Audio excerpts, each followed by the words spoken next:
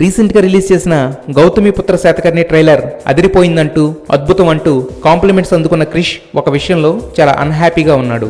అవును, ఈ ట్రైలర్ చూసిన కొంతమంది దురభిమానులు ఇది హిందీ సినిమా బాజీరావు మస్తానీని పోలి ఉందంటూ దాని నుండి కాపీ కొట్టారంటూ ఫాల్స్ న్యూస్ ప్రచారం చేస్తున్నారు.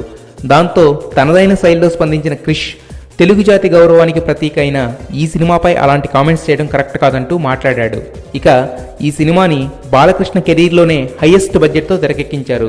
55 కోట్ల వ్యయంతో 17 శతాబ్దాల క్రిందటి కథని తెరకెక్కించిన క్రిష్ని అందరూ అభినందిస్తున్నారు. బాలకృష్ణ గెటప్కి, యాక్టింగ్కి, డైలాగ్ మాడ్యులేషన్కి అందరి నుండి ఎప్రిషియేషన్ వస్తుంది. కేవలం ఎప్రిషియేషన్ మాత్రమే కాదు, భారీ ప్రీ రిలీజ్ బిజినెస్ జరిగింది. 60 కోట్లకు పైగా జరిగిన బిజినెస్తో రిలీజ్కు ముందే గ్రాండ్ సక్సెస్తో గర్జించాడు శాతకర్ణి. ట్రైలర్తో ఆ అంచనాలు మరింతగా పెరిగాయి.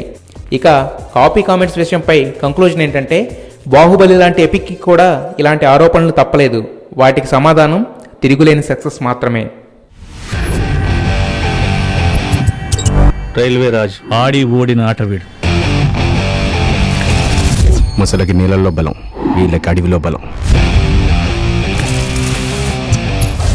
ఏం రో లావు మాట్లాడుతున్నావు?